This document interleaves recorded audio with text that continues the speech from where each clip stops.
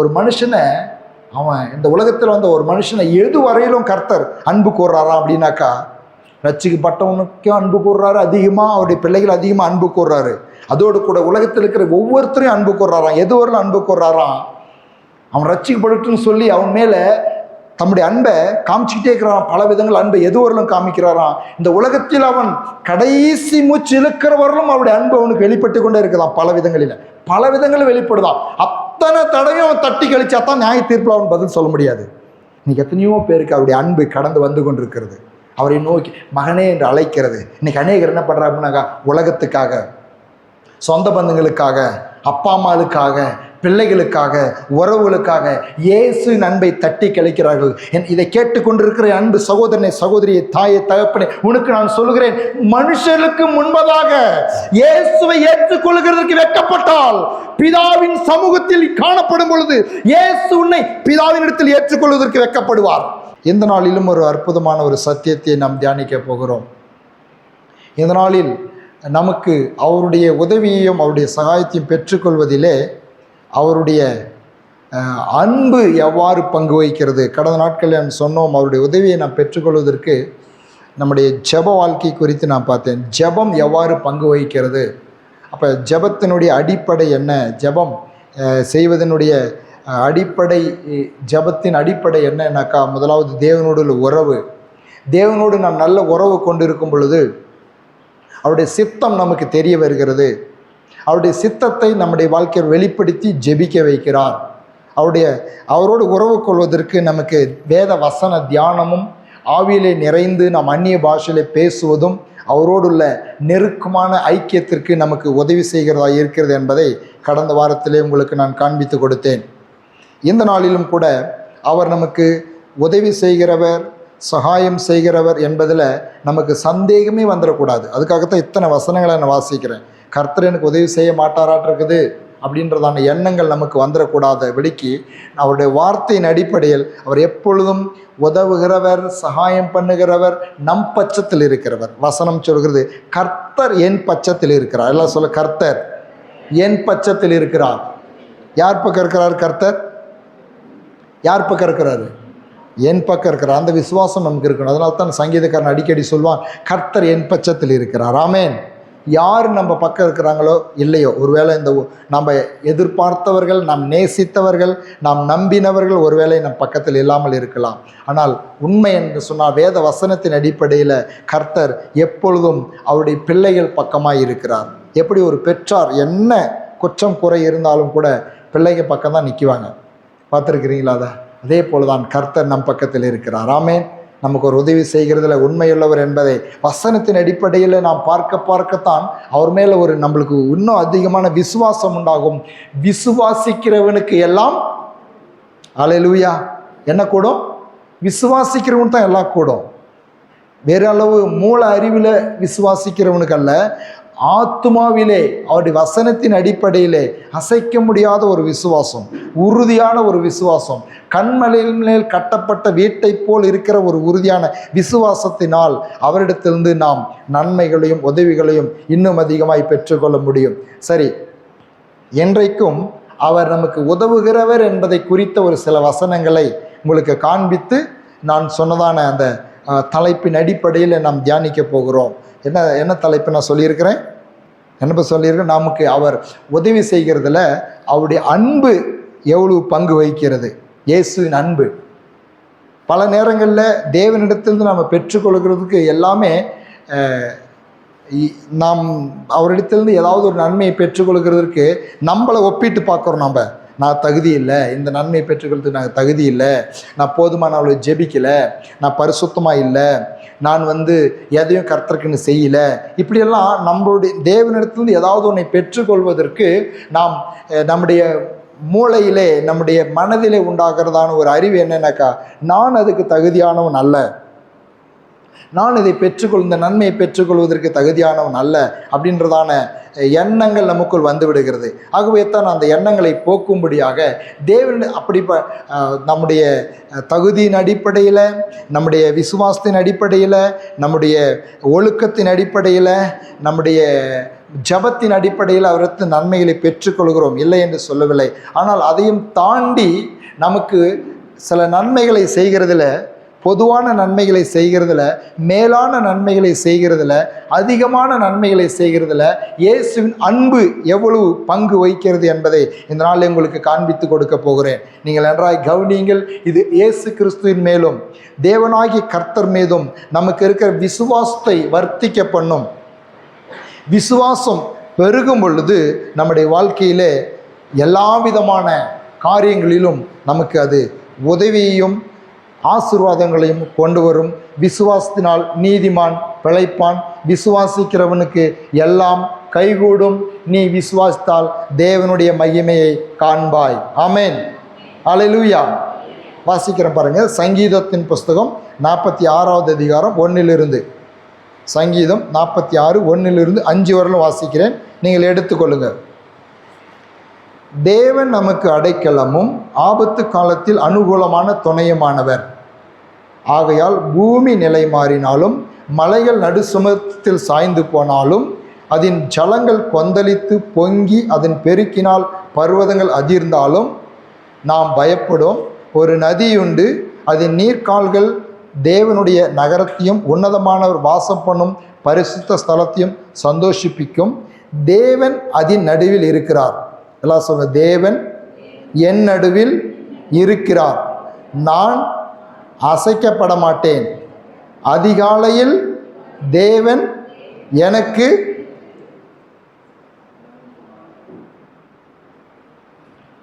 வசனத்தை முன்னாடி படிங்க, வாயை திறந்து வசனத்தை படிங்க.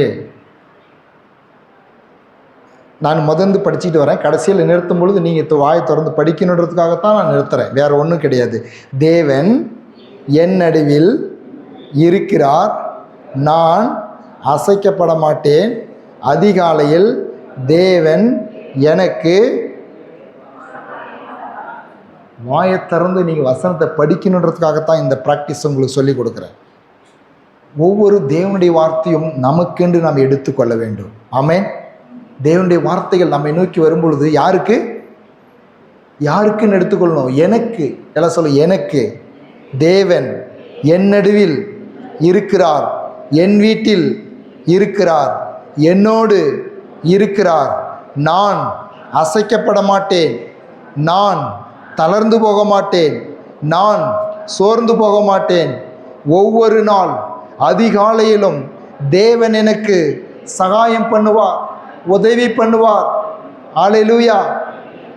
அன்றைக்கு பரிசுத்த ஆவியினால் நிரப்பப்பட்டவனாக தாவீது அப்படி அறிக்கை பண்ணுறான் கர்த்தரை பார்த்து. தேவன் என் நடுவில் இருக்கிறாரு, அசையாது, அதிகாலையில் தேவன் சகாயம் பண்ணுவார். எப்படி அறிக்கை பண்ணுறான் பாருங்க. வேத வசனம் சொல்லுகிறது, கர்த்தருடைய இரக்கங்களுக்கு முடிவில்லை, அவருடைய கிருபைகள் காலைதோறும் புதிதாக இருக்கிறது.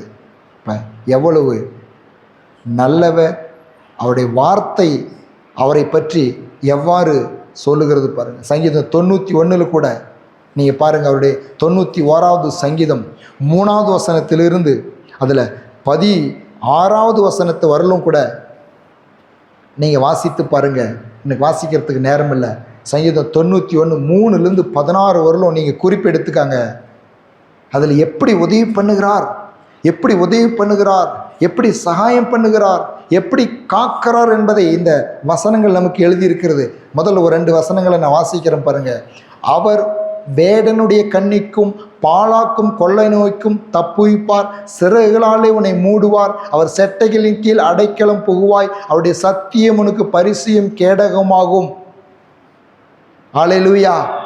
7வது வசனம் சொல்லுது, பக்கத்தில் 1000 பேரும் வலது பக்கத்தில் 10000 பேரும் விழுந்தாலும் அது உன்னை அணுகாது, உன் கண்களால் மாத்திரம் நீ அதை பார்த்து துன்மார்க்கருக்கு வரும் பலனை காண்பாய். எனக்கு அடைக்கலமாய் இருக்கிற உன்னதமான கர்த்தரை உனக்கு தாபாரமாய் கொண்டாய், ஆகையால் பொல்லாப்பு உனக்கு நேராது, வாதை உன் கூடாரத்தை அணுகாது. வாசித்துட்டு போனால் அப்படியே அவ்வளோ ஒரு டேஸ்டாக இருக்குது. ஹல்லேலூயா, ஹல்லேலூயா. எனக்கு அப்படியே சொந்தமாக்கிக்கணும்னு இருக்குது, எனக்கு சொந்தம்னு நான் விசுவாசிக்கிறேன். இதை எத்தனை தடவை சொன்னாலும் கூட இந்த வார்த்தையினுடைய வல்லமை குறையாது. ஹல்லேலூயா. எத்தனை தடவை நீங்கள் அறிக்கை பண்ணினாலும் பரவாயில்ல, எப்பொழுதெல்லாம் நீங்கள் ஜெபித்தாலும் இந்த வார்த்தையின் வல்லமை, இந்த வார்த்தையின் மகிமை, இதை சொன்னவருடைய வல்லமை. அற்புதமாக ஒரு பாடலில் நம்ம பாடுறோம்ல, அற்புதமான ஒரு பாடல் நம்ம எழுச்சியா பாடுறோம். என்னது? நம்முடைய உயிர்த்தெழுதலின் வல்லமை குறைந்து போகவில்லை. ஆமென். ஏசப்பா, உங்க நாமத்தில் அற்புதங்கள் நடக்குது. உம்முடைய உயிர்த்தெழுதலினுடைய மகிமை மாறவில்லை, உம்முடைய வல்லமை குறைந்து போகவில்லை. அப்போ அதே போல அவருடைய இரத்தத்தில் இருக்கிற வல்லமை குறையவில்லை, அவருடைய நாமத்தில் இருக்கிற வல்லமை குறையவில்லை, அவருடைய வார்த்தையில் இருக்கிற வல்லமையும் குறையவில்லை. அல்லேலூயா. அவருடைய வார்த்தையில் இருக்கிற வல்லமையும் குறையவில்லைன்னாக்கா உற்சாகமாக அல்லேலூயா சொல்லணும். அவருடைய வார்த்தையில் இருக்கிற வல்லமை குறையல. அல்லேலூயா. அப்போ இன்றைக்கும் அவருடைய வார்த்தையின்படி அவர் தப்புவிக்கிறவராக இருக்கிறாராம். பாருங்க, கீழே எழுதியிருக்குது 15வது வசனம்.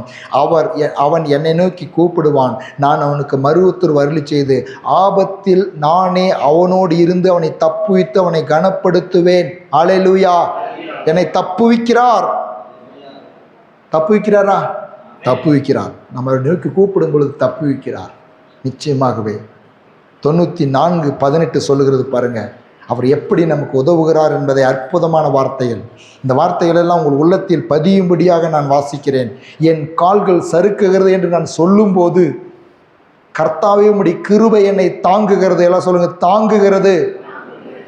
நான் ஜெபிக்க கூட இல்லையா, இவன் சொல்றான் பாருங்க, என் கால்கள் சறுக்குதப்பா அப்படின்னு சொல்லும் பொழுது தானா வந்து அவர் ஹல்லேலூயா கிருபையை கொடுத்து நம்மை தாங்குகிற நல்ல தகப்பனாய் இருக்கிறார்.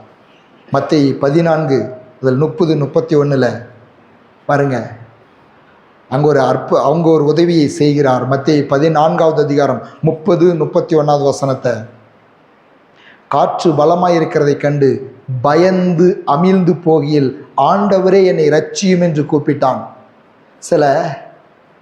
சில ஆபத்தான சூழ்நிலையில் நம்மளுக்கு அடுக்கடுக்கான வார்த்தைகளை சொல்லி ஜெபிக்கிறதுக்கு நேரம் இருக்காது. அப்போ இவன் பயந்து அமிழ்ந்து போகிறான். இவனுடைய ஜெபம் ஒரே ஒரு வார்த்தை தான், ஆண்டவரே என்னை, எல்லாம் சொல்லுங்க, இயேசுவே என்னை இரட்சியும். இந்த ஜெபத்துக்கு உயிர் பிழைத்தான் பாருங்க. உடனே இயேசு, உடனே சொல்லுங்க, உடனே உடனே உடனே. இதை விட ஃபாஸ்டான ஒரு ஆம்புலன்ஸ் சர்வீஸோ, ஒரு ஃபாஸ்டான ஒரு உதவி செய்கிற ஒரு எந்த ஒரு மனிதர்களுடைய சேவையை இருக்க முடியாது. இது தேவன் மாத்திரம்தான் செய்ய முடியும். அப்படி நடந்திருக்குதா உங்கள் வாழ்க்கையில்? என்னுடைய வாழ்க்கையில் நடந்திருக்குது, உங்கள் அநேகருடைய வாழ்க்கையில் நடந்திருக்குது. உடனே சார், உடனே. ஒரு தடவை நான் பைக்கில் போயிட்டு இருந்தேன் பாருங்க, கொஞ்சம் வேகமாக போயிட்டு இருக்கும்பொழுது முன்னாடி 2 பாம்பு நடு ரோட்டில் அப்படியே நேராக அது எந்திரிச்சு நிச்சு 2 பாம்பு பின்னல் போட்டுட்டு இருக்குது. என்னன்னா ஒரு 10 மீட்டர் பக்கத்தில் போயிட்டேன். உடனே பாதுகாப்பு தேவைப்பா. அல்லேலூயா. என்ன தேவை? உடனே நிறுத்தி பிரேக் போட்டு நிறுத்தி சைடில் போகிறதெல்லாம் நேரம் கிடையாது. உடனே உதவி தேவை. யார் உதவி செய்கிறது அப்படிப்பட்ட நேரத்தில்? சொல்லுங்க, உடனே உடனே. ஆண்டவரே என்னை இரட்சியும் என்று சொன்ன உடனே இயேசு கையை நீட்டி அவனை பிடித்து உடனே கை நீட்டுகிற தேவன். மறந்துடாதீங்க, உங்களுக்கு எந்த நேரத்தில் ஆபத்துகள் தீமைகள் நேரிடுகிற பொழுது முழு உள்ளத்தோடு இறுதித்தின் ஆழத்திலிருந்து அவரை நோக்கி கூப்பிடும் பொழுது ஆண்டவர் சொல்லுகிறார், என்னை நோக்கி கூப்பிடு, உனக்கு அறியாது மெட்டாதான பெரிய காரியங்களை செய்கிறேன் என்று ஆண்டவர் வாக்கு பண்ணியிருக்கிறார். இதெல்லாம் மனதில் பதித்து வைங்க. இந்த வசனங்கள் எல்லாம் உள்ளத்தில் வைங்க. உள்ளத்தில் வச்சு உங்களுடைய ஆபத்து நேரத்தில் உடனே பதில் கிடைக்கிற ஒரு சர்வீஸ், உடனே ஹெல்ப் பண்ற ஒரு சர்வீஸ் உண்டு. அது இயேசுவின் நாமம். ஹல்லேலூயா. இன்னொரு காரியம் பாருங்க, அவர் உதவுகிறார் என்பதை உங்களுக்கு எவ்வாறு எந்தெந்த விதங்களில் உதவுகிறார் என்பதை நான் சொல்லிக் கொண்டு இருக்கிறேன். மத்தேயு 15வது அதிகாரம் 25வது வசனம். அவள் வந்து ஆண்டவரே எனக்கு உதவி செய்யும் என்று அவரை பணிந்து கொண்டாள். என்ன செய்கிறதா அவளுக்கு? இயேசுவினிடத்தில் என்ன வேணும்? உதவி வேணும், உதவி வேணும் அப்படின்னு சொல்லி கேட்கிறார். அதுக்கு ஆண்டவர் சில பதில்களை கொடுக்கிறார். அவருடைய விசுவாசம் உறுதியாக இருக்குமா என்பதை பார்ப்பதற்காக அவளோடு சில வார்த்தைகளை சம்பாசித்து விட்டு அடுத்து அவள் சொல்லுகிற அந்த பிரதியுத்தரத்தை, அந்த விசுவாசமான பிரதியுத்தரத்தை, எல்லா சொல்ல விசுவாசமான பிரதியுத்தரத்தை, இன்னைக்கு இயேசு இப்படி அந்த பெண்ணுக்கு வந்து அவள் உதவி கேட்ட பொழுது இயேசு அவளை பார்த்து கொடுத்துதான பதிலை போல சில வசனங்கள் வேதத்தில் இருக்குது. நிறைய வசனங்கள் இருக்குது. உன்னை அடிப்பார், உன்னை சிட்சிப்பார், உனக்கு துன்பங்களை வரப்பண்ணுவார், இப்படின்னு சில வசனங்கள் இருக்குது. எப்போ தெரியுமா? கர்த்தருக்கு விரோதமாக போகும் பொழுது, கர்த்தருக்கு பிரியமில்லாத காரியங்களை செய்யும் பொழுது, கர்த்தருடைய வார்த்தையை மீறி நடக்கும் பொழுது சில நேரத்தில் தண்டிக்கிறார், சில நேரத்தில் பதில் கொடுக்காமல் இருக்கிறார். நீ கூப்பிட்டாலும் நான் காது கேளாதவன் போல் இருப்பேன் அப்படின்ற வசனங்கள்லாம் இருக்குது. இன்றைக்கி அநேகர் அதை நம்ம உணுக்கம் பிடிச்சிட்டு கர்த்தர் இப்படி சொல்லியிருக்கிறாருல்ல, ஓ அப்போ என்னுடைய வாழ்க்கையில் ஆண்டவர் மௌனமாக்குறாரு, காது கேளாதது போல் இருக்கிறாரு. ஆனால் நான் என்ன சொல்ல வருகிறேன், அது யாருக்கு, எதற்கு, எந்த சூழ்நிலையில் சொல்லப்பட்டது என்பதை ஆராயாமல் அதை அப்படியே எடுத்து வைத்துக் கொள்கிறதான ஒரு எண்ணங்கள் மக்கள் மத்தியில் உண்டாயிருக்கிறதை நீங்கள் பார்க்க முடியும். அப்போ இந்த மகளுக்கும் இந்த பெண்மணிக்கும் தேவன் கொடுக்கிற பதில் கொஞ்சம் கூடமே அவளுக்கு உதவி செய்யறதுக்கு ஆண்டவருக்கு மனசில்லாத மாதிரி பேசுகிறாரு.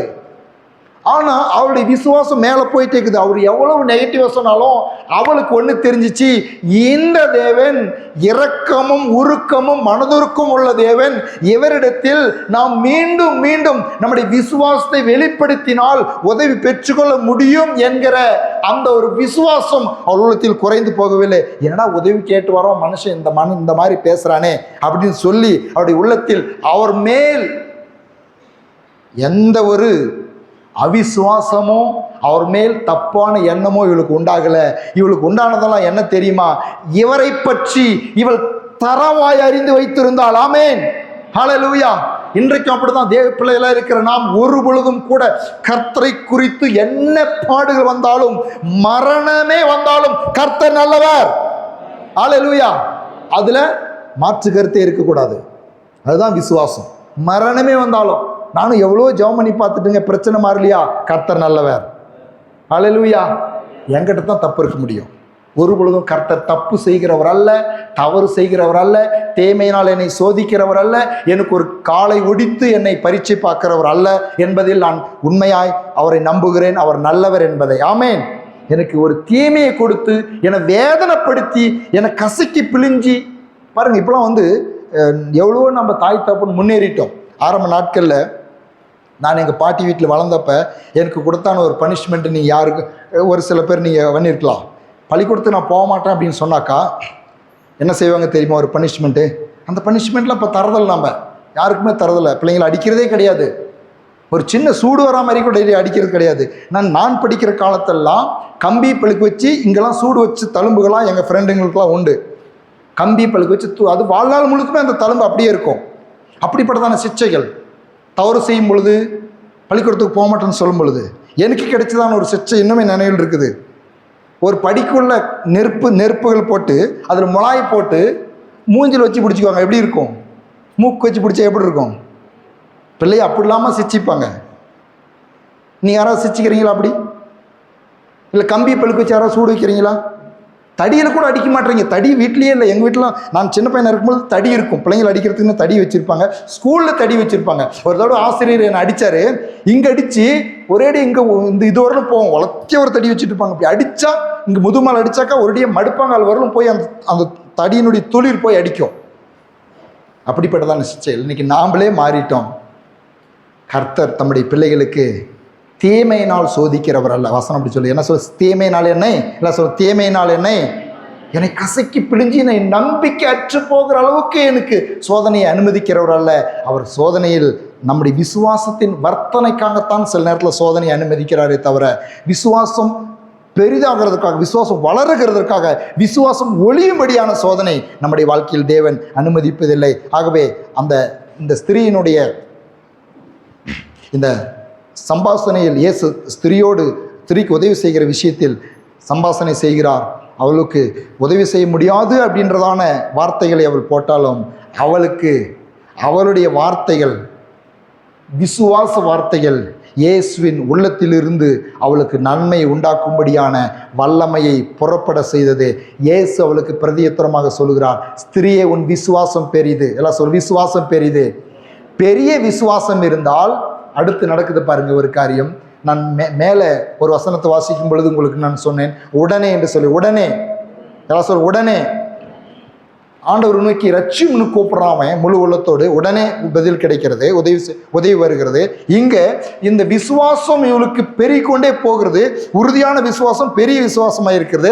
இந்த பெரிய விசுவாசம் இருக்கும் பொழுது அந்நேரமே, எல்லாம் சொல்லுங்க, அந்நேரமே பெரிய விசுவாசம் எனக்கு இருந்தால், அந்நேரமே சொல்லுங்க, அந்நேரமே பெரிய விசுவாசம் எனக்கு இருந்தால், அந்நேரமே அந்நேரமே ஆரோக்கியம், சுகம், பலன், சமாதானம் பெற்றிருக்கீங்களா? இந்த வாழ்க்கையில் அநேகர் பெற்றிருக்க முடியும், அநேகருக்கு அது அனுபவமாக இருக்கலாம். அந்நேரமே அது ஒரு விசுவாச உள்ளத்தில் ஆவியானவர் மூலமாய் பெருக்கெடுத்து ஓடும்.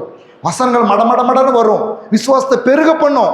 அந்நேரமே சொல்லுங்க, அந்நேரமே, அந்த நேரமே சில அற்புதங்களை நாம் வாழ்க்கையில் அனுபவிக்க முடியும். அதற்கு விசுவாசமும் அவரை பற்றி இருக்கிறதான அந்த வெளிப்பாடுகளும் மிகவும் அவசியம். ஆகவே தான் இத்தனை வசனங்களை வாசித்து நான் உங்களுக்கு இதை நான் கற்றுக் கொடுக்கிறேன் என்று சொன்னால், கர்த்தர் நல்லவர், ஆமென்.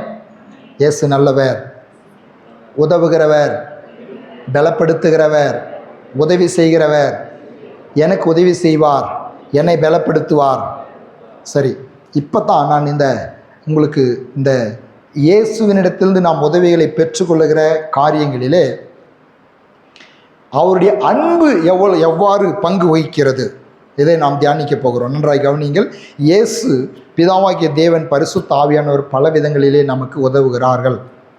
திரியேக தேவன் நமக்கு உதவி செய்கிறார் என்பது நிச்சயம், அதில் எந்த சந்தேகமும் இல்லை. கேரண்டியாய் நமக்கு உதவி செய்கிறார். நமக்கு தேவன் உதவி செய்கிற விஷயத்தில் எது அதிக பங்கு வகிக்கிறது? பல காரியங்கள் பங்கு வகிக்கிறது. தேவனிடத்தில் நம்ம உதவியை பெற்றுக்கொள்கிறதுக்கு நம்முடைய ஜெபம் நமக்கு உதவி செய்கிறது, நம்முடைய விசுவாசம் நமக்கு உதவி செய்கிறது, நம்முடைய சில முயற்சிகள் உதவி செய்கிறது, நம்முடைய ஒழுக்கமான வாழ்க்கைகள் உதவி செய்கிறது, நம்முடைய ஜெபம் உதவி செய்கிறது, நம்முடைய நற்செயல்கள் உதவி செய்கிறது, நம்முடைய நீதி உதவி செய்கிறது. இப்படி பல காரியங்களை நாம் சொல்லலாம். எல்லா உதவியுமே நாம் பெற்றுக்கொள்கிறதற்கு இந்த ஜபம், விசுவாசம், முயற்சி, ஒழுக்கம், அழுகை, கண்ணீர், பரிதாபம், அவருடைய சமூகத்தில் புலம்புவது, இதன் மூலமாகவே தான் எல்லா நன்மைகளும் பெற்றுக்கொள்கிறோமா? இதன் மூலமாகவே தான் எல்லா உதவிகளையும், எல்லா அனுகூலங்களையும், எல்லா ஆசீர்வாதங்களையும் பெற்றுக்கொள்கிறோமோ என்று பார்த்தால் அப்படி அல்ல. அதையும் தாண்டி நமக்கு அதிகமான நன்மை, நமக்கு அதிகமான உதவி. நான் கடந்த வாரத்தில் சொன்னேன், கேட்காமலேயே அவர் கடமையை செய்கிற தேவனாய் இருக்கிறார் என்று சொல்லி பார்த்தேன். இன்னைக்கு நாம் பார்க்க போகிறோம், அதை தாண்டி நம்முடைய வாழ்க்கையிலே நமக்கு உதவி செய்யும்படியாய் நமக்கு அவருடைய அன்பு, அவர் நம்மேல் வைத்த அன்பினால் நமக்கு பல நன்மைகள் பொதுவாகவே கிடைக்கிறது. அந்த அன்பை நாம் அறிந்து கொள்ள வேண்டும் என்று தேவன் விரும்புகிறார். வாசிக்கிறோம் பாருங்க வசனங்களை. ஒரு சில வசனங்களை வாசிக்கும் பொழுதே உங்களுக்கு தெரியும், தேவன் தம்முடைய அன்பினால் தாம் தெரிந்து கொண்ட ஜனங்களுக்கு, தம்முடைய பிள்ளைகளுக்கு அன்பினால் அதை செய்கிறார். அன்பினால் நமக்கு நன்மைகளை செய்கிறார் என்பதை அறிந்து கொண்டால் உண்மையாகவே நாம் அவரை இன்னும் அதிகமாய் நேசிப்போம். எல்லாம் சொல், நேசிப்பேன். இயேசு என்னை எவ்வாறு நேசிக்கிறார் என்பது இந்த சத்தியம் உங்களுக்கு வெளிச்சத்துக்கு கொண்டு வரும். இயேசு எவ்வளவு நம்மை நேசிக்கிறார் என்பதை இந்த வார்த்தைகள் உங்களுக்கு உங்களுடைய மனக்கங்களை திறந்து இயேசு எவ்வளவு அன்புள்ளவராய் நம்மேல் இருக்கிறார் என்பதை காண்பித்து கொடுக்கும் என்று நான் நம்புகிறேன். உபாகம் 7வது அதிகாரம் 7-8 வசனங்கள். சகல ஜனங்களிலும் நீங்கள் திரட்சியான ஜனம் என்று கர்த்தர் உங்கள் பேரில் அன்பு வைத்து உங்களை தெரிந்து கொள்ளவில்லை. நீங்கள் சகல ஜனங்களிலும் கொஞ்சமாய் இருந்தீர்கள். கர்த்தர் உங்களில் அன்பு கூர்ந்ததினாலும் உங்கள் பிதாக்களுக்கு இட்ட ஆணையை காக்க வேண்டும் என்பதனாலும் கர்த்தர் பலத்த கையினாலும் உங்களை புறப்பட பண்ணி அடிமைத்தன வீடாகிய எகிப்தினின்றும் அதன் ராஜாவாகிய பார்வோனின் கையினின்றும் உங்களை மீட்டு கொண்டார். என்ன சொல்லப்படுகிறது? கர்த்தர் உங்களில் அன்பு கூர்ந்ததினாலும். எல்லாம் சொல்லுங்க, கர்த்தர் என்மேல் அன்பு கூர்ந்ததினால். இப்ப ரட்சிப்பு எடுத்துக்காங்களே, இப்ப ரட்சிப்பு எடுத்துக்காங்க. நம்ம நல்லவங்க அப்படின்றதால ரட்சித்தாரா, இல்ல ரட்சிப்புக்காக நாம ஏதாவது ரத்த சிந்தனமா? நம்மளுக்கு ரட்சிப்பு கிடைச்சிருக்கு இல்லையா? ரட்சிப்பு கிடைச்சிருக்கு, பாவ மன்னிப்பு கிடைச்சிருக்கு, இயேசுவின் பிள்ளைன்ற அந்த ஸ்தானம் கிடைச்சிருக்கு இல்லையா? அப்ப இந்த உதவி, இந்த சகாயம், ரட்சிப்பு நமக்கு எதனால் கிடைத்தது என்று சொன்னால், நாம் நல்லவர்கள் என்பதனால் நம்மை ரட்சிக்கவில்லை, நம்மேல் வைத்த அன்பினால் ரட்சித்தார். அல்லேலூயா. உபாகமம் 4:37 அவர் உன் பிதாக்களில் அன்பு கூர்ந்தபடியால் அவருடைய பின் சந்ததியை தெரிந்து கொள். அன்பு கூர்ந்தபடியால் சொல்ல, அன்பு கூர்ந்தபடியால், அன்பு கூர்ந்தபடியினால், அன்பு கூர்ந்தபடியினால், அன்பு கூர்ந்தபடியினால். உபாகமம் 7:13 உன்மேல் அன்பு வைத்து உன்னை ஆசீர்வதித்து உனக்கு கொடுப்பேன் என்று உன் பிதாக்களுக்கு ஆணையிட்டு கொடுத்த உன் தேசத்தில் உன்னை பெருக பண்ணி உன் கனியையும் உன் நிலத்தின் கனியாகிய உன் தானியத்தையும் உன் திராட்சரசத்தையும் உன் எண்ணெயையும் உன் மாடுகளின் பலனையும் உன் ஆட்டு மந்தைகளையும் ஆசீர்வதிப்பார். எதுக்கு இதெல்லாம் செய்வாரானாக்கா, இவன் நல்லவன் அப்படின்றது ரெண்டாவது விஷயம். ஆனா முதல் படி இந்த ஆசீர்வாதங்கள் எல்லாம் கற்பத்தின் கனி, நிலத்தின் கனி, தானியம், திராட்சரசம், எண்ணெய், மாடுகளின் பலன், ஆடு மந்தை எல்லாம் ஆசீர்வதிக்கிறதுக்கு மூல காரணம், சோர்ஸ், தேவன் உங்களையும் என்னையும் ஆசீர்வதிப்பதற்கு, அவருடைய பிள்ளையாய் மாற்றிக்கொள்வதற்கு இருக்கிற சோர்ஸ், ஆதாரம் அவருடைய அன்பு. ஹல்லேலூயா, ஹல்லேலூயா. அப்படி எழுதியிருப்பாருங்க, உன்மேல் அன்பு வைத்து. உபாகம் 10:18 அவர் திக்கற்ற பிள்ளைகளுக்கும் விதவைகளுக்கும் நியாயம் செய்கிறவரும் அந்நியன் மேல் அன்பு வைத்து அவனுக்கு அன்னவஸ்திரம் கொடுக்கிறவருமாயிருக்கிறார். அந்நியன் அவன் நல்லவனா கெட்டவனா என்று பார்த்து அன்னவஸ்திரம் கொடுக்கவில்லை, அன்பு வைத்து. எல்லாம் சொல்லுங்க, அன்பு வைத்து, அன்பு வைத்து. பல நேரங்களிலே அவருடைய அன்பை புரிந்து கொள்ள முடியாமல் நாம் திகைக்கிறோம். அன்பு வைத்து அவர் அன்னவஸ்திரம் கொடுக்கிறவராயிருக்கு. உபாகமம் 23:5 உன் தேவனாகிய கர்த்தர் பிலேயாமுக்கு செவி கொடுக்க சித்தமில்லாமல் உன் தேவனாகிய கர்த்தர் உன்மேல் அன்பு கூர்ந்தபடியினால். சொல்லுங்க, அன்பு கூர்ந்தபடியினால். சொல்லுங்க, அன்பு கூர்ந்தபடியினால். தேவனாகிய கர்த்தர் அந்த சாபத்தை எனக்கு ஆசீர்வாதமாக மாற பண்ணினார். சாபம் எதனாலங்க ஆசீர்வாதமா மாறினது? நான் சாபத்துக்குரியவன். பல சாபங்கள் என்மேல் இருந்தது. அந்த சாபத்தை எல்லாம் ஆசீர்வாதமாக மாற பண்ணுகிறதற்கு நான் எந்த கிரயமும் கொடுக்கவில்லை. ஆனால் அவருடைய அன்பு அப்படியே சொல்லுது பாருங்க, உன்மேல் அன்பு கூர்ந்தபடியினால். எல்லாம் சொல்லு, என்மேல் இயேசு அன்பு கூர்ந்தபடியினால் அந்த சாபத்தை, என் தலைமுறையாக வந்த சாபத்தை, என்னுடைய சந்ததியில் வந்த சாபத்தை எனக்கு ஆசீர்வாதமாக மாற பண்ணினார். ஆசீர்வாதமாக மாற பண்ணினார். ஆசீர்வாதமாக மாற பண்ணினார். யோவான் 13:1 யோவான் எழுதின சுவிசேஷம் 13வது அதிகாரம் 1வது வசனம். பஸ்கா பண்டிகைக்கு முன்னே இயேசு உலகத்தை விட்டு பிதாவினிடத்திற்கு போகும்படியான தம்முடைய வேலை வந்ததென்று அறிந்து தாம் இவ்வுலகத்தில் இருக்கிற தம்முடையவர்களிடத்தில் அன்பு வைத்தபடியே முடிவு பரியந்தமும் அவர்களிடத்தில் அன்பு வைத்தார். எதோர்லாம் அன்பு வச்சாரு? தம்முடையவர்களிடத்தில் அன்பு வைத்தபடியே. தம்முடையவர்கள்னாக்கா அவரை நம்பினவர்கள், அவரை பின்தொடர்ந்தவர்கள், அவருடைய சீஷர்கள்னு சொல்லலாம்னு வச்சுக்கா. அப்போ இந்த சீஷர்களெல்லாம் இந்த கடைசி நேரத்தில் என்ன பண்ணாங்கன்னு உங்களுக்கே தெரியும். எல்லாம் அவர் விட்டுட்டு ஓடி போயிட்டாங்க. ஆனால் அவருடைய வார்த்தை அவரை பற்றி சொல்லுகிறது, இவ்வுலகத்தில் இருக்கிற தம்முடைய இடத்தில் அன்பு வச்சுட்டாரு. அவங்களாம் விட்டுட்டு ஓடி போயிட்டாங்க. இவருடைய அன்பு என்னாச்சு? குறைஞ்சி போச்சா? குறையில. அவர் எப்படி அன்பு வச்சாரோ அழைக்கும் பொழுது எப்படி அன்பு வச்சாரோ அதே அன்பை முடிவு பரியந்தமும் அவரிடத்தில் அன்பு வைத்தார். இன்னைக்கு நான் சொல்றேன், நன்றாய் புரிந்து கொள்ளுங்க. உங்களை என்னையும் அன்பு வைத்து அழைச்சாரே, அன்னைக்கு எவ்வளவு அன்போடு கூட மகனே வருத்தப்பட்டு பாரம் சுமர் மகனே என்னிடத்தில் வா என்று அழைத்தாரோ அதே அன்போடு தான் இன்றைக்கும் பார்க்கிறார். அந்த அன்பு உங்கள் மேலும் என் மேலும் அவர் வைத்திருக்கிற அன்பு குறைந்து போகவில்லை. ஹல்லேலூயா. அன்பு குறையல. ஹல்லேலூயா. இயேசுவின் அன்பு குறையவில்லை. இதை கேட்டுக்கொண்டிருக்கிற நீங்க யாரா இருந்தாலும் கூட நான் உங்களுக்கு சொல்லுகிறேன், இயேசுவின் அன்பு உங்களுடைய நிலையை பார்த்து ஏறி இறங்குகிறதல்ல. சூப்பர் மார்க்கெட் மாதிரி, பங்கு சந்தை மாதிரி விலை ஏறி இறங்குது, அப்படி ஏறி இறங்குறது இல்ல. இந்த அன்பு அவருடைய வசனம் சொல்கிறது முடிவு பரியந்தம். ஒரு ஊழியக்காரர் இப்படியே சொன்னார், ஒரு மனுஷனை அவன் இந்த உலகத்தில் வந்த ஒரு மனுஷனை எது வரையிலும் கர்த்தர் அன்பு கூறுறாராம் அப்படின்னாக்கா, ரட்சிக்கப்பட்டவனுக்கும் அன்பு கூறுறாரு, அதிகமாக அவருடைய பிள்ளைகள் அதிகமாக அன்பு கூறுறாரு. அதோடு கூட உலகத்தில் இருக்கிற ஒவ்வொருத்தரையும் அன்பு கூறுறாராம். எது வரலும் அன்பு கூறுறாராம்.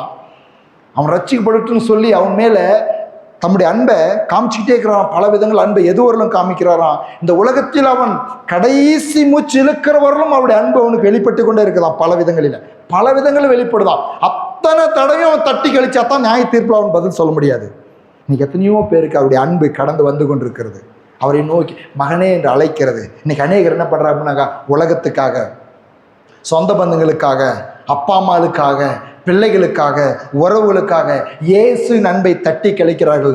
இதை கேட்டுக்கொண்டிருக்கிற அன்பு சகோதரனை, சகோதரியை, தாயை, தகப்பனே, உனக்கு நான் சொல்லுகிறேன், மனுஷர்களுக்கு முன்பதாக இயேசுவை ஏற்றுக்கொள்கிறதற்கு வெட்கப்பட்டால் பிதாவின் சமூகத்தில் காணப்படும் பொழுது இயேசு உன்னை பிதாவின் இடத்தில் ஏற்றுக்கொள்வதற்கு வெட்கப்படுவார். இன்னைக்கு அநேகர் சபைக்கு வருகிறதற்கோ, ஞானஸ்தானம் எடுத்துக்கொள்கிறதற்கோ, இயேசுவை சொந்த ரட்சகராக ஏற்றுக்கொள்வதற்கோ, இந்த ஆவிக்குரிய வாழ்க்கையில் வருகிறதற்கோ வெட்கப்படுகிறார்கள். காரணம் என்ன என்று சொன்னால், என்னுடைய சொந்தம் வெறுத்துவிடும், என் உறவினர்கள் வெறுத்து விடுவார்கள், என்னை இவர்கள் தப்பாய் புரிந்து கொள்வார்கள், நான் இயேசுவை ஏற்றுக்கொண்டால் என்னை தவறாய் என்னை பார்ப்பார்கள் என்று சொல்லி மனுஷ பயம் கண்ணியை வருவிக்கும் என்று வேதவசனம் சொல்லுகிறது. ஆகவே இயேசுவின் அன்பை நாம் எண்ணி பார்த்தோம் என்று சொன்னால், இந்த உலகத்தில் யார் நேசித்தாலும், யார் வெறுத்தாலும், யார் என்னை புறம்பே தள்ளினாலும் இயேசுவின் அன்பு எனக்கு போதும். அவர் முடிவு பரியந்தம்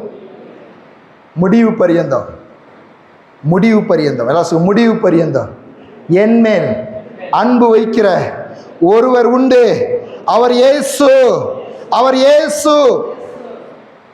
கலாத்தியர் 2:20. கிறிஸ்துவுடனே சிலுவையில் அறையப்பட்டேன், ஆயினும் நான் அல்ல, கிறிஸ்துவே எனக்குள் பிழைத்திருக்கிறார். நான் இப்பொழுது மாம்சத்தில் பிழைத்திருக்கிறதோ என்னில் அன்பு கூர்ந்து எனக்காக தம்மை தாமே ஒப்பு கொடுத்த. என்னில் அன்பு கூர்ந்து எல்லாரும் சொல்லுங்க, என்னில், வாயில திறந்து சொல்லுங்க, என்னில் அன்பு கூர்ந்து எனக்காக தம்மை தாமே ஒப்பு கொடுத்த. யாராவது அப்படி கொடுத்துருக்காங்களா? இன்னைக்கு மனுஷனை கண்டும், மாமியாரை கண்டும், உலகத்தில் இருக்கிற சில நபர்களை கண்டும், சில பௌரான ஆட்களை கண்டும் பயந்து கிறிஸ்துவை ஆவியோடு உண்மையோடும் தொழுது கொள்கிறதற்கும், கிறிஸ்துவை பின்பற்றுகிறதற்கும், இயேசுவின் பின்னே நடப்பதற்கும் வெட்கப்படுகிற மக்களுக்கு நான் சொல்லுகிறேன், இப்படி யாராவது உங்களுக்காக செய்திருக்கிறது உண்டோ? உங்கள் மேல் அன்பு வைத்து தம்மையே ஒப்பு கொடுத்தவர்கள். ஒருவேளை உங்களை நேசித்து பணம் கொடுத்திருக்கலாம், உங்களை நேசித்து சில உதவிகளை செய்திருக்கலாம். உங்களுக்காக உயிர் கொடுத்தவர்கள் யாராவது உண்டோ? உங்களுக்காக ரத்தம் சிந்தினவர் யாராவது உண்டோ? யாரும் இல்லை. அதனால் தான் பவுல் சொல்கிறான், சிலுவையில் அறையப்பட்டேன், நான் அல்ல பிழைக்கிறது, எனக்காக என்னில் அன்பு கூர்ந்து எனக்காக தம்மை தாமே ஒப்பு கொடுத்த. இயேசுவின் அன்பு எப்பேற்பட்டது பாருங்க. இயேசுவின் அன்பு எனக்காக தம்மை தாமே ஒப்பு கொடுத்த அன்பு. இந்த பேரன்புக்கு முன்னாடி இந்த உலகத்தில் எதுவுமே எனக்கு ஈடுகட்ட முடியாது. அவ்வளவு உன்னதமான மேலான அன்பு கொண்டவர் இயேசு. எபேசியர் 2:4. தேவனோ இரக்கத்தில் ஐஸ்வர்யமுள்ளவராய் நம்மில் அன்பு கூர்ந்த தம்முடைய மிகுந்த அன்பினாலே. எல்லாம் சொல்லு, மிகுந்த அன்பு. இந்த அன்புக்கு ஒரு அளவு சொல்ல முடியுமா? நீங்க அளவு இருக்குதா? இல்லை. நான் அடிக்கடி தாயினுடைய அன்பை குறித்து ஒரு சம்பவத்தை உங்களுக்கு சொல்கிறது உண்டு. ஒரு சின்ன குழந்தை விளையாடி கொண்டிருக்கும் பொழுது அந்த குழந்தையுடைய கண்களில் சுண்ணாம்பு விழுந்து விடுகிறது. அப்போ உடனடியாக எல்லாரும் அந்த குழந்தை அழுகிறதை பார்த்து சுற்றிலும் இருக்கிறவர்களாம் ஓடி வந்து வளைத்து கொள்கிறார்கள். அப்போ ஒரு நாட்டு வைத்தியர் வருகிறார். வந்து என்ன என்று கேட்கும் பொழுது குழந்தையுடைய கண்களில் சுண்ணாம்பு விழுந்து விட்டது என்று சொல்லுகிறார்கள். ஐயோ, அந்த குழந்தையுடைய கண் பார்வையை போய்விடும் என்று சொல்லி அவர் பதறி அடித்து அந்த குழந்தையை மடி மேலே போட்டுக்கொண்டு அவர் கேட்கிறார், இந்த குழந்தையினுடைய கண்ணை இப்பொழுது பாதுகாக்க வேண்டும் என்று சொன்னால் கொஞ்சம் ரத்தம் தேவை. அந்த இரத்தத்தை கண்களில் நாம் போடுவோம் என்று சொன்னால் அந்த குழந்தையுடைய கண் பார்வை பாதிக்கப்படாது அப்படின்னு சொல்கிறார். எத்தனையோ பேர் சுற்றிலும் ஒரு கூட்டம் நின்று கொண்டு இருக்கிறது. எல்லாரும் ஐயோ ரத்தம் தேவையாம், ரத்தம் தேவையாம், இந்த குழந்தையுடைய கண்ணை பாதுகாக்க வேண்டும், ரத்தம் தேவை என்று சொல்லி எல்லாரும் பேசுகிறார்கள். எல்லாரும் பரிதாபப்படுகிறார்கள். எங்கிருந்தோ ஒரு பெண்மணி ஓடி வருகிறாள். கூட்டத்தில் என்ன என்று கேட்கிறாள். ஒரு குழந்தை அந்த வைத்தியரின் மடியிலே படுத்து கிடக்கிறது. இந்த குழந்தையுடைய கண் பார்வைக்கு சுண்ணாம்பு விழுந்து விட்டது கண்ணிலே, அது காப்பாற்றுவதற்கு ரத்தம் தேவை என்று வைத்தியர் கேட்கிறார் என்ற அந்த வார்த்தையை கேட்ட அடுத்த வினாடியில் ஒரு கல்லை எடுத்தால், தன் கையை குத்தினால், அந்த கையிலிருந்து இரத்தத்தை கொட்ட வைத்தால், அந்த கண்களில் அந்த இரத்தத்தை போடும்படியாக அந்த வைத்தியரிடத்தில் தன் கையில் விழுகிற இரத்தத்தோடு கூட கொடுத்தால், அவர்கள் அதை போட்டு அந்த குழந்தையை காப்பாற்றும் பொழுது அந்த வைத்தியர் கேட்டார், எத்தனையோ மக்கள் சுற்றிலும் நின்று கொண்டு பரிதாபப்பட்டு கொண்டிருக்கு, ஒருத்தருமே இரத்தத்தை கொடுக்க முன் வராத பொழுது எங்கிருந்தோ ஓடி வந்து அடுத்த வினாடியில் கொஞ்சமும் தயவுதாசனை பார்க்காமல் தாமதிக்காமல் இவ்வளவு சீக்கிரமாய் உன்னை காயப்படுத்தி இரத்தத்தை கொடுக்கிறாயே, நீ யாரம்மா என்று கேட்டார் அந்த வைத்தியர். அப்பொழுது சொன்னால் அந்த மகள், அந்த பெண்மணி சொன்னால், நான் தான் இந்த குழந்தையினுடைய தாய். அதான் தாயினுடைய அன்பு. உலகம் பரிதாபப்படும், இயேசு ஜீவன் கொடுப்பார். அல்லேலூயா. நீங்கள் கஷ்டத்தில் இருக்கும் பொழுது, நீங்கள் பாடுகள் இருக்கும் பொழுது, பிரச்சனை இருக்கும் பொழுது உலகம் வந்து உங்களை பார்த்து பரிதாபப்பட்டோம், ஐயோ பாவம், இந்த நோய் வந்துருக்கூடாதான் இருந்துச்சு, இந்த பிரச்சனை வந்துருக்கூடாதான் இருந்துச்சு, இந்த கஷ்டம் வந்துருக்கூடாதான் இருந்துச்சு, என்னால் மாத்திரம் உதவி செய்ய முடிஞ்சால் கண்டிப்பாக உதவி செஞ்சு போடுவேன் அப்படின்னு சொல்லி பரிதாபப்பட்டுட்டு போவோம். இயேசு பரிதாபப்படுகிறவர் அல்ல. என்னில் அன்பு கூர்ந்து எனக்காக தம்மை தாமே ஒப்பு கொடுத்த அந்த அன்பு தம்முடைய மிகுந்த அன்பினாலே 5:25 கிறிஸ்து நமக்காக தம்மை தேவனுக்கு சுகந்த வாசனையாகவும் காணிக்கையாகவும் பலியாகவும் ஒப்பு கொடுத்து நம்மில் அன்பு கூர்ந்தது போல நீங்களும் அன்பிலே நடந்து கொள்ளுங்கள். அப்படியே புருஷர்களே உங்கள் மனைவிகளில் அன்பு கூறுங்கள். அப்படியே கிறிஸ்துவும் சபையில் அன்பு கூர்ந்து, எல்லாம் சொல்ல, கிறிஸ்துவும் சபையில் அதிகாரம் செலுத்தி, கிறிஸ்துவும் சபையில் அதிகாரம் செலுத்தி, ஐயோ வசனத்தை பார்த்தீங்களோ, நான் சொல்றதையே சொன்னீங்களோ, கிறிஸ்துவும் சபையில் தம்முடைய அதிகாரத்தை செலுத்தி, எப்படி சபையில் என்னத்தை காமிக்கிறாரு? சபையில் அதிகாரத்தை காமிக்கிறாரா? சபையில் என்ன காமிக்கிறாரு பாருங்க. இது குடும்ப வாழ்க்கையோட ஒப்பிட்டு பவுல் பேசுகிறார். புருஷர்களை மனைவிடத்தில் அன்பு கூறுங்கள். கிறிஸ்துவும் சபையில் என்ன பண்றாரு? கிறிஸ்து சபையில் என்ன பண்றாரு? அன்பு கூறுறாரு. அப்ப புருஷர்களே மனைவி மேல அதிகாரம் செலுத்தாதீங்க, அன்பு கூறுங்க. ஆமென். இயேசுங்க அதிகாரம் செலுத்தினா யார் இருப்பீங்க நீங்க? இயேசுக்கு இருக்கிற அதிகாரம் தெரியுமா? ஒரு ஊழியக்காரர் இப்படியே சொன்னார். இயேசு பேசாமல் இருந்தார் அப்படின்ற செய்தியை சகோதரர் சங்கர் அப்படின்ற தேவனுடைய ஊழியக்காரர் மறைந்து போனார். அவருடைய செய்தி நான் கேட்டேன். அவர் அடிக்கடி ஒரு வார்த்தை யூஸ் பண்ணுவார். இயேசுவோ பேசாமல் இருந்தார் என்ற ஒரு செய்தியை அந்த தலைப்பில் அவர் பேசும்பொழுது அடிக்கடி ஒரு வார்த்தை ஒரு பதத்தை யூஸ் பண்ணுவார். இயேசு பேசியிருந்தால், இயேசு பேசியிருந்தால். ஒன்றும் இல்லை, வராங்க சீஷர்லாம் பிடிக்கிறதுக்கு வராங்க. ஒரு இராணுவ கூட்டம் அவர் பிடிக்கிறதுக்காக வருது. யாரை தேடுகிறீர்கள் அப்படின்னாராம். நசரேயனாகிய இயேசுவை தேடுகிறோம் அப்படின்னு சொன்னாங்களாம். நான் தான் அப்படின்னதுமே அந்த நான் தான் அப்படின்னு சொல்ற அந்த வார்த்தையில் இருந்த வல்லமையினாலே அத்தனை பேரும் பின்னிட்டு விழுந்தார்களாம். நான் தான் அப்படின்னு சொல்ற வார்த்தைக்கே அவர் வல்லம் இருக்குதுனாக்கா, அவர் இன்னும் அதிகமாய் பேசி இருந்தால் எல்லாரும் அங்க பஞ்சை போல பறந்து போயிருப்பார்கள். ஆகவே இயேசு சபையில அதிகாரம் செலுத்தினா ஒருத்தரும் இருக்க முடியாது. இயேசு அன்பு காட்டுகிறதுனால தான் நீங்களும் நானும் இங்கே இருக்கிறோம். ஹல்லேலூயா. இயேசு அன்பு காட்டுகிறதுனால தான். அவர் அதிகாரத்தையோ ஒரு ரூல்ஸையோ சில பாருங்க, இன்னைக்கு அநேகர் கடவுளையும் வெறுக்கிறதுக்கு காரணம் என்ன தெரியுமா? சில பக்தி முயற்சிகளில் ஏகப்பட்ட கண்டிஷன்ஸ், இப்படி தான் வரணும், வெறுங்காலில் தான் வரணும், இதில் பார்த்துருக்குறீங்களா நீங்கள்? அந்த சில சகோதரர்கள் எனக்கு தெரியும், இந்து பக்தர்கள் எனக்கு தெரியும். அவங்க என்ன பண்ணுறாங்க, கடவுளை சலிச்சுக்கிறாங்க. என்னங்க இத்தனை கண்டிஷன்ஸு, இதை பண்ணிட்டு வா, அதை பண்ணிட்டு வா, காசே இல்லாட்டாலும் கடை வாங்கி செஞ்சுக்கிட்டு வா, இந்த பொருள் என்ன, எத்தனை கண்டிஷன்ஸ், ரூல்ஸ் அண்ட் ரெகுலேஷனை போட்டு வழிபட சொல்லுகிறதான அந்த உலகத்திலே அன்பினால உங்களையும் என்னையும் நடத்துகிற ஒரு தேவன் உண்டு. அவர் சபையிலே அன்பு கூர்ந்து, எல்லாம் சொல்ல, அன்பு கூர்ந்து, என்மேல் அன்பு கூர்ந்து, என்மேல் அன்பு கூர்ந்து. அப்போ இன்னைக்கு சபையில் இயேசு நம்மளை அன்பு கூறுறதுனால தான் நம்ம இருக்கிறோம், இங்கே வருகிறோம். அதிகாரம் செலுத்தி இருந்தால் நம்ம வந்திருக்க மாட்டோம். இல்லை ஏதாவது நம்மகிட்ட கேட்டிருந்தாலும் கூட நம்ம வரமாட்டோம். இன்னைக்கு குடும்பங்கள் ஏன் உடையுது அப்படின்னா யோசித்து பாருங்கள், இதோடு ஒப்பிட்டு பாருங்கள். குடும்பத்தில் ஒன்று மனைவி கணவன் மேல் அதிகாரத்தை செலுத்துறா, இல்லைன்னா கணவன் மனைவி மேல் அதிகாரத்தை செலுத்துறதுனால குடும்பம் உடையுது, டைவர்ஸோடும் போகுது. நான் சொல்லுகிறேன், வேத வசனத்தின்படி குடும்பத்தில் அன்பு இருந்தால் அது கட்டப்படும். சபை எதனால் கட்டப்படுது? அவருடைய சுய ரத்தத்தினாலும் அவருடைய அன்பினாலும் சபை கட்டப்படுகிறது என்று வேத வசனம் சொல்லுகிறது. 2 தெசலோனிக்கேயர் 2:16. நம்முடைய கர்த்தராகிய இயேசு கிறிஸ்துவும் நம்மிடத்தில் அன்பு கூர்ந்து நித்திய ஆறுதலையும் நல்நம்பிக்கையும் கிருபையாய் நமக்கு கொடுத்திருக்கிற நம்முடைய பிதாவாகிய தேவனும், தீத்து 3:4, நம்முடைய இரட்சகராகிய தேவனுடைய தயையும் மனுஷர் மேலுள்ள அன்பும் பிரசன்னமான போது, 1 யோவான் 3:16, அவர் தம்முடைய ஜீவனை நமக்காக கொடுத்ததினாலே அன்பு இன்னதென்று அறிந்திருக்கிறோம், நாமும் சகோதரருக்காக ஜீவனை கொடுக்க கடனாளிகளாக இருக்கிறோம். 1 யோவான் 4:9, தம்முடைய ஒரே பேரான குமாரனாலே நாம் பிழைக்கும்படிக்கு தேவன் அவரை இவ்வுலகத்தில் அனுப்பினதினால் தேவன் நம்மேல் வைத்த அன்பு வெளிப்பட்டது. 1 யோவான் 4:10, நாம் தேவனிடத்தில் அன்பு கூர்ந்ததினால் அல்ல, அவர் நம்மிடத்தில் அன்பு கூர்ந்து நம்முடைய பாவங்களை நிவர்த்தி செய்கிற கிருபாதார பலியாக தம்முடைய குமாரனை அனுப்பினதினாலே அன்பு உண்டாயிருக்கிறது. எல்லாம் சொல்லுங்க, தேவனிடத்தில் நான் அன்பு கூர்ந்ததினால் அல்ல. எல்லாம் சொல்லுங்க, தேவனிடத்தில் நான் அன்பு கூர்ந்ததினால் அல்ல, அவர் என்னிடத்தில் அன்பு கூர்ந்து என் பாவங்களை நிவர்த்தி செய்தார். அப்போ பாருங்க, அவருடைய முதலாவது எது? முதலாவது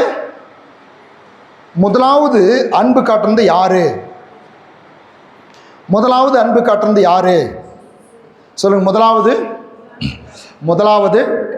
அன்பு காட்டினது யாரு? முதலாவது அன்பு காட்டினது யாரு? ஒரு குடும்பத்தில் குடும்ப பிரச்சனை. அப்போ ஒரு ஊழிக்காரர் போயிட்டு கணவன்கிட்ட மனைவிட்ட ஆளு சொல்கிறார், ஒருவருக்கு ஒரு அன்பாயிருங்க. என்ன சொல்கிறாரு? ஒருவருக்கு ஒரு அன்பாயிருங்க அப்படின்னு சொல்கிறாரு. உடனடியே கணவன் சொன்னேன், பாஸ்டர் அதை சொல்லுங்கள், அவளுக்கு கரெக்டாக சொல்லுங்கள், அதை அவளுக்கு அன்பாக சொல்லுங்கள் அப்படின்னு கணவன் உடனடியே பாஸ்டர்கிட்ட சொல்கிறாரு. அப்போ மனைவி சொல்லிச்சான், பாஸ்டர் அதையே அவருக்கு சொல்லுங்கள், அன்பாக சொல்லி அவரை சொல்லுங்க அப்படின்னு சொன்னாங்க. இப்போ 2 பேர் இப்படி மாற்றி சொல்லிட்டு போது பாஸ் சொன்னாராம், சரி ஒருவருக்கு ஒரு அன்பாக இருங்க அப்படின்னாக்கா இது எப்படி இவங்க வைக்கிறது அப்படின்னு சொல்லிட்டு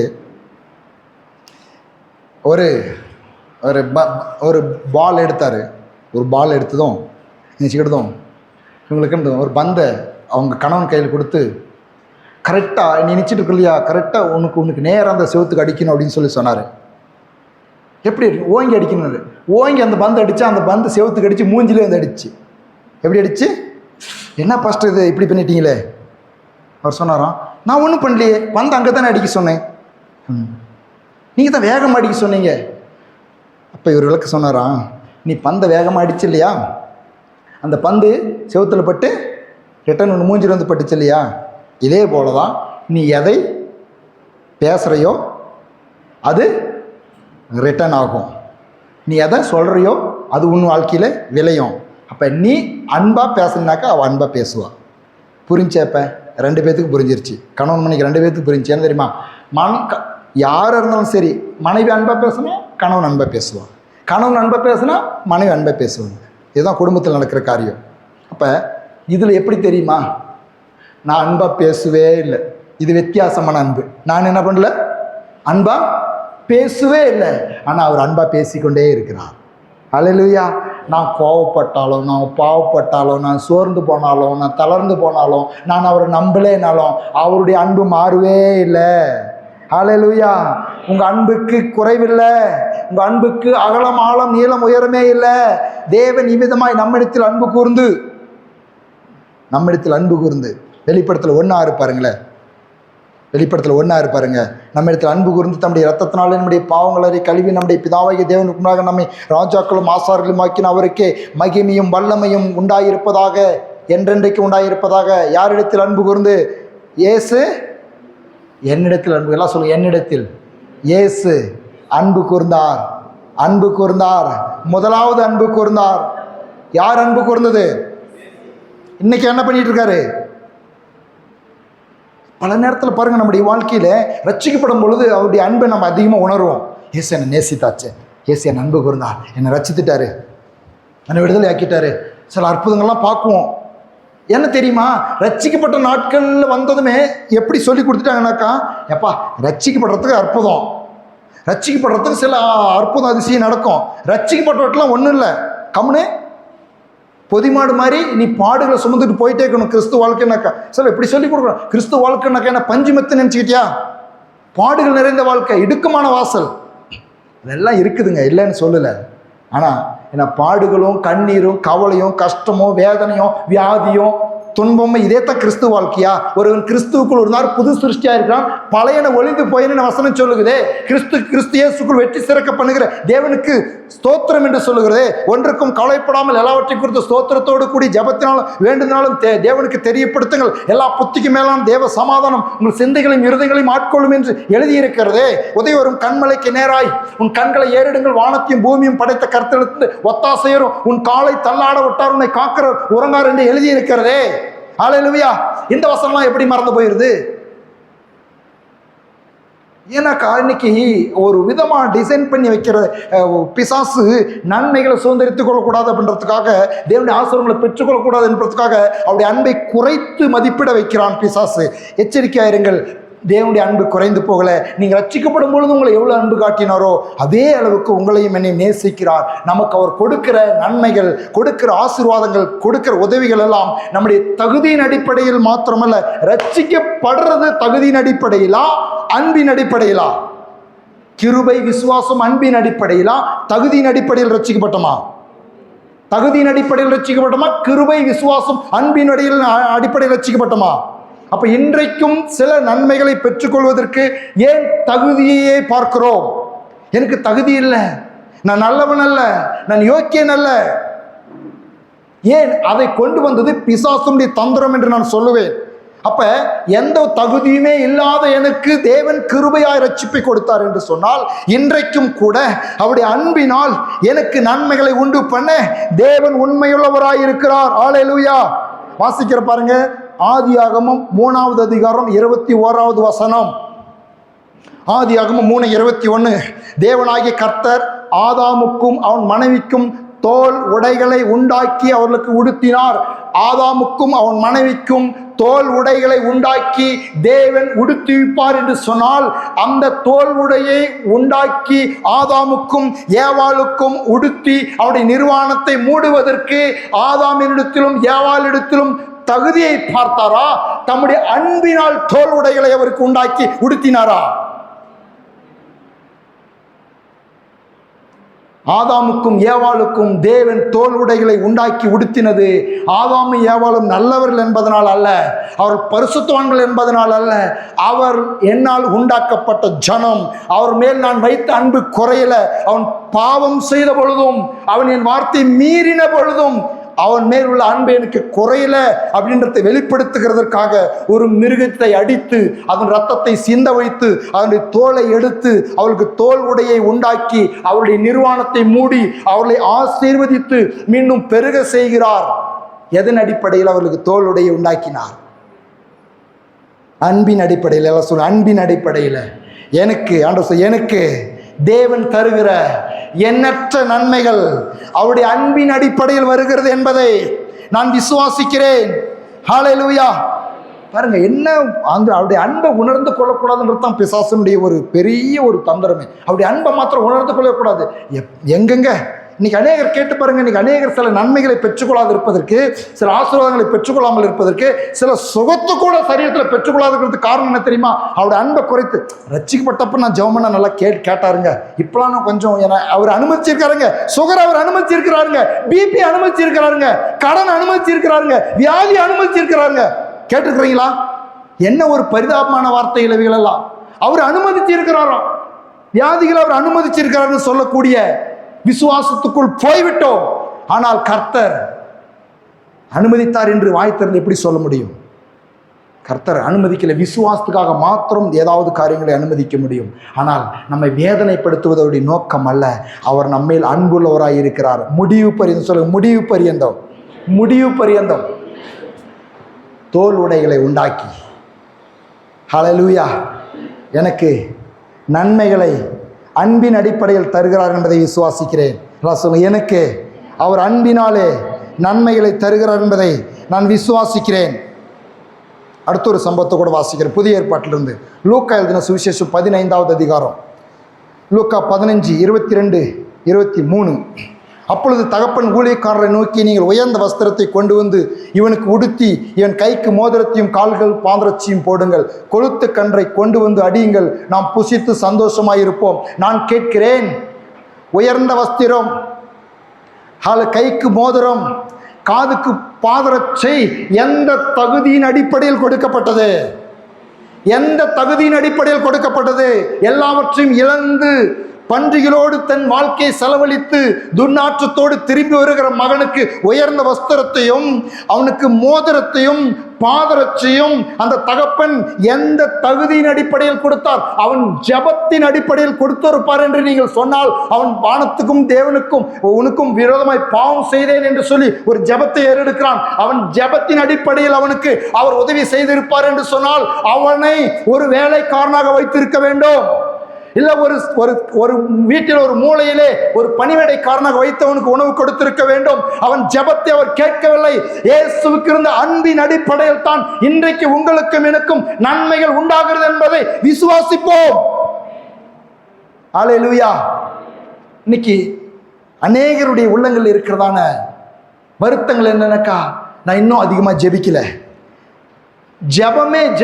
இந்த ஜெபத்தின் அடிப்படையில் கிடைச்சிருந்தா எப்படி இருக்கும்? நான் பல நேரங்கள், ஆண்டவரே, ஏதோ என் மனசுக்கு வந்து நான் ஜெபிக்கிறேன், என் ஜெபத்தின் அடிப்படையில் எனக்கு நன்மையை மாத்திரம் செஞ்சிடாதீங்க.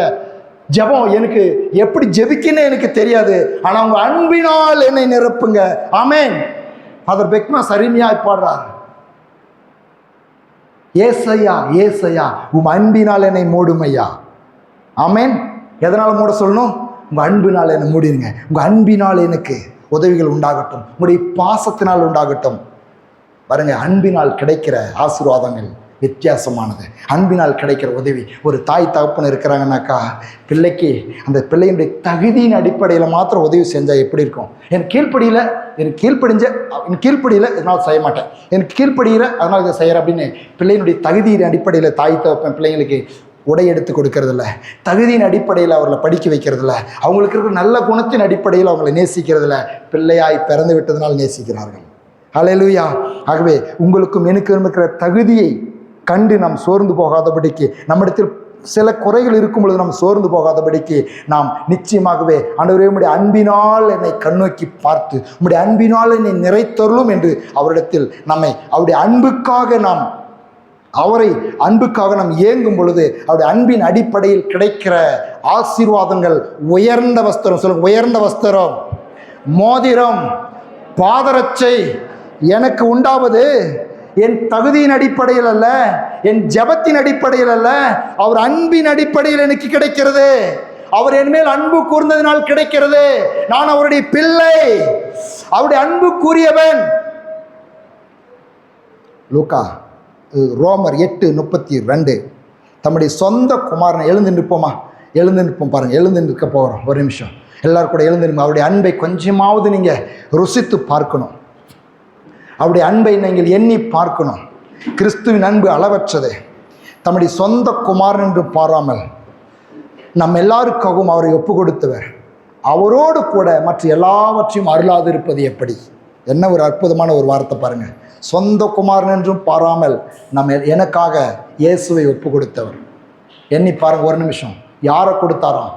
இயேசு நமக்காக சிலுவையில் அறையப்படும்படியாய் அனுமதித்தது நம்மேல் வைத்த அன்பு. சொல்லுங்க, என் மேல் வைத்த அன்பு. என் மேல் வைத்த அன்பினால இயேசு சிலுவையிலே பலியானார். சொந்த குமாரனை எனக்காக பலியாக ஒப்பு கொடுத்த பிதா என் மேல் அன்பு வைத்திருக்கிறபடினால மற்ற எல்லாவற்றையும் எல்லாவற்றையும் 2 கரங்களை வைத்து சொல்லுங்க, எல்லாவற்றையும் எல்லாவற்றையும் என் வாழ்க்கையின் தேவைகள், என் சுகம், என் பலன், என் நன்மைகள், என் பரலோக வாழ்க்கை, என் பரிசுத்த வாழ்க்கை, என் நித்திய வாழ்க்கை, என்னுடைய எல்லா காரியங்கள், இம்மைக்குரிய காரியங்கள், மறுமைக்குரிய காரியங்கள், உலகத்துக்குரிய காரியங்கள், ஆவிக்குரிய காரியங்கள், எல்லா காரியங்களிலும் எனக்கு உதவி செய்வார் என்ப நிச்சயமாய் நம்புகிறேன், நிச்சயமாய் விசுவாசிக்கிறேன். என் உள்ளத்தில் என் இயேசுவின் அன்பை குறைத்து எடை போட செய்கிற எண்ணங்களை, பிசாசின் யோசனைகளை இயேசுவின் நாமத்தில் வெளியேற்றுகிறேன். இயேசு என்னை முற்றிலும் முடிவு பரியந்தமும் நேசிக்கிறவராய் இருக்கிறார். எப்படிப்பட்டதான ஒரு அன்பு! இந்த அன்பு ஒரு நிமிஷம் எண்ணி பாருங்க. இந்த அன்புக்கு ஒன்னே ஒன்று மாத்திரம் கேட்குறாரு.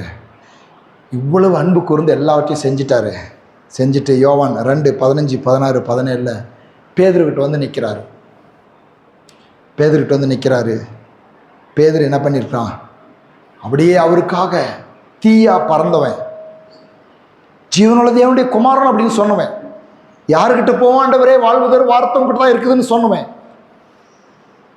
ஓ அப்படியா? அவருக்காக எல்லா காரியங்களும் முன்னாடி நின்னவன் இன்னைக்கு எங்கே இருக்கிறான்? அவன் ஆற்றங்கரையில் இருக்கிறான். பழைய வாழ்க்கைக்கு திரும்பிட்டான். அவனை பார்த்தியா சொல்கிறாரு, உனக்காக தானே எல்லாம் செஞ்சேன், நான் உனக்காக தானே அற்புதங்களை செஞ்சேன், உனக்காக தான் ரத்தம் செஞ்சனேன். அவனை பார்த்து கேட்குறாரு, அவன் உள்ள உடையிறவர்களும் கேட்குறாரு. என்ன கேட்குறாரு? என்னை நேசிக்கிறாயா?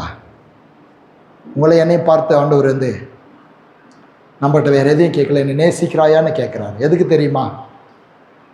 அவர் எதுவும் நம்மளுக்கு டிமாண்ட் பண்ணல. அவர் எல்லாம் செஞ்சிட்டாரு. ரட்சிப்பு கொடுத்து, நமக்கு நன்மைகளை கொடுத்து, இவ்வளெல்லாம் செஞ்சிட்டாரு. அன்னைக்கு என்னை நேசிக்கிறாயா? என்னை நேசிக்கிறாயா? உண்மையாக அவரை நேசிப்பதற்கு நம் உள்ளத்தை திறந்து கொடுப்போம். அவருடைய அன்பை குறைத்து மதிப்பிடாமல் இருப்போம். அவனுக்கு உடைந்து போயிட்டான். அவன் சொல்கிறான், ஆண்டவரே உண்மை நேசிக்கிறதை நீர் அறிவீர். எல்லாம் சொல், நேசிக்கிறதை எல்லாம் சொல். இயேசுவே உம்மை நான் நேசிக்கிறேன். நீர் என்னை நேசித்தபடியால், அன்பு கூர்ந்தபடியால் நான் உம்மை நேசிக்கிறேன். அப்படி நேசிக்கிறீங்கன்னாக்கா ஆண்டவர் ஒரே ஒரு காரியத்தை எதிர்பார்க்குறாரு, என் ஆடுகளை மேய்ப்பாயாக. அப்படின்னாக்கா என்ன சொல்கிறாரு? இன்றைக்கி நம்ம ஒவ்வொருவரும் அவரை நேசிக்கிறோம்னாக்கா, ஆடுகளை மேய்ப்பாயானாக்கா, அவரை நேசிக்கிறது உண்மைனாக்கா அவருக்காக, அதாவது இயேசுவுக்காக ஏதாவது ஒன்றை நாம் செய்து கொண்டே இருக்க வேண்டும். என்று இயேசு எதிர்பார்க்கிறார். நான் எதிர்பார்க்கல, இயேசு எதிர்பார்க்கிறார். உங்களுக்கு என்ன தாளந்து இருக்குது, என்ன கிருபை இருக்குது, என்ன ஒரு தேவன் கொடுத்துருக்கிற எந்த ஒரு வாய்ப்புகளை தேவனுக்காக என் ஆடுகளை மேய்ப்பாயனாக்கா அன்னைக்கு பேதுருக்கு மாத்திரம் சொல்லலை, இன்னைக்கு நம்ம ஒவ்வொருவருக்கும் சொல்கிறாரு.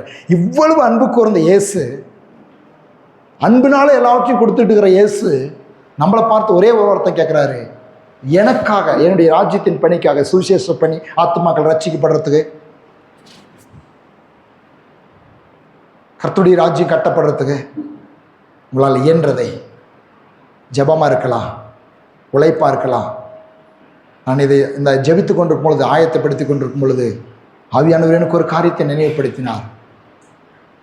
ஒரு கலசம் தண்ணீருக்கு கூட நான் பலனை கொடுக்குறேன் அப்படின்னாக்கா, என்னுடைய சுவிசேஷ பணியில், என்னுடைய ஊழியம், என் ராஜ்யம் கட்டப்படுற விஷயத்தில், சபை கட்டப்படுற விஷயத்தில், ஆத்துமாக்கள் ஆதாயம் பண்ணப்படுற விஷயத்தில், ஆத்துமாக்களை போஷிக்கிற விஷயத்தில், ஆத்துமாக்களை கர்த்தருடைய சமூகத்துக்கு கொண்டு வர, ரட்சிப்புக்கு நேராக வழி நடத்துகிற விஷயத்தில் என் பிள்ளைகள் எந்த ஒரு சின்ன பங்கு வகித்தாலும் நான் கடனாளியே இருக்க மாட்டேன்னு சொன்னார். நீங்கள் சின்ன பங்கு வைக்கிறீங்களா? ஜெபிச்சுட்டா கூட அதுக்கு உங்களுக்கு பதில் கிடைக்கும். ஒரு ஆத்மாவுக்காக ஜெபிக்கிறீங்களா? ஒருத்தருக்கு சுவிசேஷம் சொல்கிறீங்களா? இணைந்து சபையோடு இணைந்து ஊழியத்தோடு இணைந்து நீங்கள் என்ன செஞ்சாலும் அதுக்கு பலன் உண்டாயிருக்கும் என்பதை தேவன் உணர்த்தினார். உங்களையும் என்னையும் பார்த்து கேட்குறார், எனக்காக ஏதாவது செய்வாயா? பேதுருக்கிட்ட பார்த்து சொன்னார், எனக்காக ஒரு காரியத்தை செய்யுங்க, எனக்காக ஒரு காரியத்தை செய்யுன்னு சொல்லி. இன்றைக்கு உங்களை என்னையும் பார்த்து ஆண்டவர் எந்த வார்த்தையில் சொல்கிறார்? எனக்காக. ஃபாதர் பெர்க்மன்ஸ் அப்படி தான் பாடினார், ஏதாவது செய்ய வேண்டும் ஒவ்வொரு நாளும் என் இயேசு ராஜாவுக்கா. இந்த வரிகளை பாடி நாம் ஜெபித்து நாம் முடிக்க போகிறோம். இயேசு நன்மை குறைத்து மதிப்பிடாதிருங்க. நமக்கு கிடைக்கிற அத்தனையுமே அவருடைய அன்பின் அடிப்படையில் அவர் இவ்வளவு நமக்கு கொடுத்திருக்க மற்றதையும் கொடுப்பார், எல்லாவற்றையும் கொடுப்பார், அது கேரண்டி. ஆனால் நாம் அவரை நேசிக்கிறோம் அப்படின்னாக்கா அவருக்காக ஏதாவது செய்யணும். நம்ம வாழ்க்கையில் ஒவ்வொரு நாளும் செய்யணும். ஏதோ கடமைக்காக ஞாயிற்றுக்கிழமை வந்து ஆராதனை பண்ணிட்டு வசனத்தை கேட்டுட்டு கை தட்டிட்டு ஓடுறதல்ல. வாழ்க்கையில் ஒவ்வொரு நாளும் நம்முடைய ஜீவியத்தில் அன்றாட வாழ்க்கையில் கர்த்தருடைய ராஜ்யத்திற்காக இந்த வரிகளை பாடி ஜெபிக்க போகிறோம். ஏதாவது செய்ய வேண்டும் ஒவ்வொரு நாளும் என் இயேசு ராஜாவுக்கே. ஏதாவது செய்ய வேண்டும் ஒவ்வொரு நாளும் என் இயேசு ராஜாவுக்கு. ஜெபிக்க வேண்டும், துதிக்க வேண்டும், செல்ல வேண்டும், சுவிசேஷம் சொல்ல வேண்டும். ஜெபிக்க வேண்டும், துதிக்க வேண்டும், செல்ல வேண்டும், சுவிசேஷம் சொல்ல வேண்டும். ஏதாவது செய்ய வேண்டும் ஒரு நாளும் என் இயேசு ராஜாவுக்கு. ஏதாவது செய்ய வேண்டும்.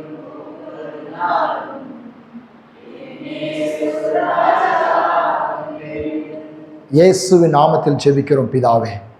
என் ஆத்துமாவே கர்த்தரை ஸ்தோத்திரி, என் முழுவதுமே அவருடைய பரிசுத்த நாமத்தை ஸ்தோத்திரி. என் ஆத்துமாவே கர்த்தரை ஸ்தோத்திரி. கர்த்தர் செய்த சகல உபகாரங்களும் என்றென்று மறவாதே.